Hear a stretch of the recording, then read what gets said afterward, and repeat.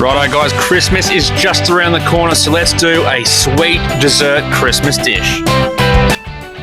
Righto guys, I did this dish last year. I don't technically know the name, so I'm just calling it a Christmas bread pudding. So in a bowl, we're going to whisk 9 eggs and we're going to add a cup of white sugar.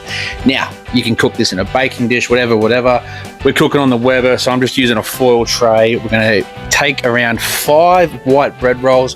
If you don't like white bread, multi-grain, whole grain, use brioche, whatever. Anyway, we're taking 5 bread rolls. We're going to break them up into little bite-sized pieces like so. And we're going to line our foil tray so they're sort of nice, neat and compacted, but not too tight. You still want that egg mix and our fruit to get to the bottom as well.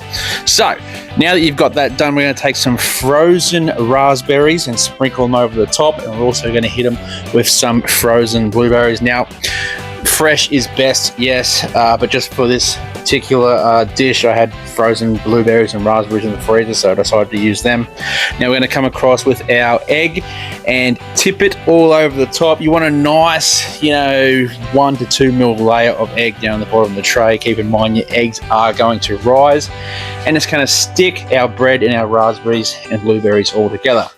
So over the top, we're coming with some maple flakes. These are just going to add a nice little maple overtone to the dish, as well as a nice little bit of a crunch once they adhere to that bread and the mixture. And also we're going to use some dark maple syrup. Now, if you don't like maple syrup, substitute it for honey.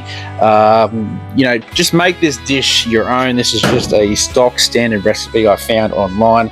So again, make this dish your own. You don't have to follow it down to a T at all. We're going on to our Weber kettle. We used about 3/4 of a chimney worth of heat beads, and we ran this at 150 degrees until that bread browns over and that egg mix sets. The best way to tell is get a wooden skewer and probe your mixture towards the end of the cook, about 30 minutes towards the end. It was on for about an hour and a half, and when there's nothing left sticking on that skewer, it's ready to pull out and rest and then serve. Rested it for about 25 minutes, cut into it. This is a really simple little snack to serve on Christmas Day, and it's an absolute treat. I don't know what to call it, the Christmas bread pudding, I guess, cooked on the Weber kettle. Guys, thanks for watching, and I'll see you in the next one.